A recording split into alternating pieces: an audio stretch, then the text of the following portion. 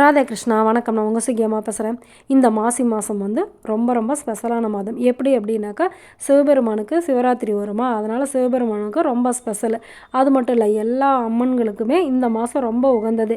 எப்படி அப்படின்னாக்கா, எல்லாருமே குலதெய்வம் கும்பிட்றது வந்து இந்த மாசி மாதம்தான். நம்ம வீட்டுக்கு வந்து பெரியவங்களை என்னான்னு கூப்பிடுவோம், பெரிய ஆயி, அம்மா ஆயி, அப்பா ஆயி அப்படின்னு சொல்லி கூப்பிடுவோம்ல. அதே மாதிரியே வந்து கடவுள்கள்லேயே பெரிய கடவுள் யார் அப்படின்னாக்கா, பெரிய ஆயி, பெரியாண்டிச்சி, அங்காளம்மன் அப்படின்னு சொல்லப்படுற அம்மா.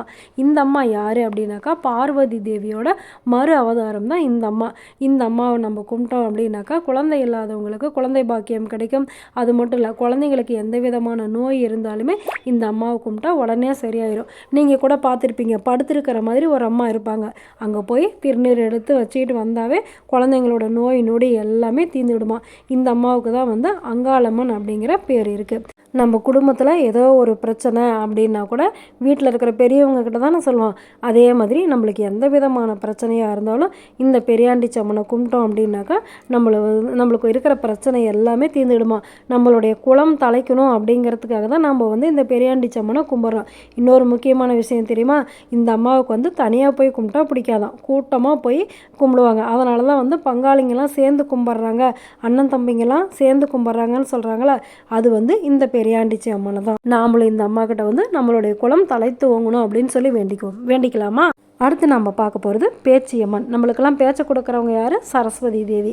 இந்த அம்மாவை நம்ம கும்பிட்டோம் அப்படின்னாக்கா, வீட்டில் வந்து குழந்தைங்க பிறந்து ரொம்ப நாள் ஆகி பேச்சு வராமல் இருக்காங்களா, அவங்களுக்கெல்லாம் இந்த அம்மாவை கும்பிட்டு இவங்க கோயிலில் வந்து ஒரு மணி வாங்கி கட்டினாங்க அப்படின்னாக்கா, அந்த மணி எப்படி கலகலகலன்னு சவுண்டு வருதோ அதே மாதிரி அந்த குழந்தையும் கலகலகலன்னு பேசுமா. நம்மளுக்கு வந்து அறிவு ஞானம் எல்லாமே கொடுக்குறவங்க யார்? இந்த பேச்சியம்மன் தான். இவங்க யாரோட அவதாரம்னு சொல்லியிருக்கேன்? சரஸ்வதி தேவியோட அவதாரம்னு சொல்லியிருக்கேன். இப்போ வேறு பரீட்சை வரப்போதில், அதனால் எல்லா குழந்தைங்களும் நல்லா படிக்கணும் அப்படின்னு சொல்லிட்டு பேச்சியம்மனை வேண்டிக்கலாமா. அடுத்து நம்ம பார்க்க போகிறது வந்து பச்சியம்மன். இவங்களுக்கு வந்து புடவைக்காரி அப்படின்னு இன்னொரு பேர் இருக்குது. இந்த அம்மன் வந்து லக்ஷ்மி தேவியோட மறு அவதாரம். இந்த அம்மனை நம்ம கும்பிட்டோம் அப்படின்னாக்கா, வீட்டில் வந்து திருமணம் ஆகாத இருக்கிற பெண்களுக்கும் சரி ஆண்களுக்கும் சரி சீக்கிரமாக திருமணம் நடக்குமா.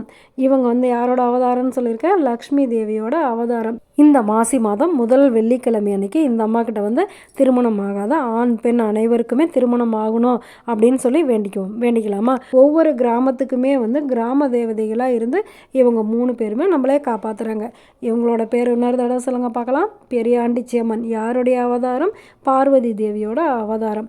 அடுத்தது பேச்சியம்மன். பேச்சியம்மன் வந்து யாரோட அவதாரம்? நம்மளுக்கு பேச்சை கொடுக்கறதுனால தான் அவங்களுக்கு பேச்சியம்மன்னே பேர். சரஸ்வதி தேவியோட அவதாரம். அடுத்தது பச்சியம்மன். இவங்க யாரோட அவதாரம்? லக்ஷ்மி தேவியோட அவதாரம். இவங்க எல்லாருமே வந்து நம்மளுக்கு கல்வி, செல்வம், வீரம் 3மே கொடுக்கறதுக்காக தான் இருக்காங்க. இதே மாதிரி இன்னும் நிறையா கதைகள் நம்ம தெரிஞ்சுக்கலாமா. நல்லது நினைப்போம், நல்லதே நடக்கும், ஆனந்தமாக இருப்போம். ஓகே, பாய். ராதே கிருஷ்ணா.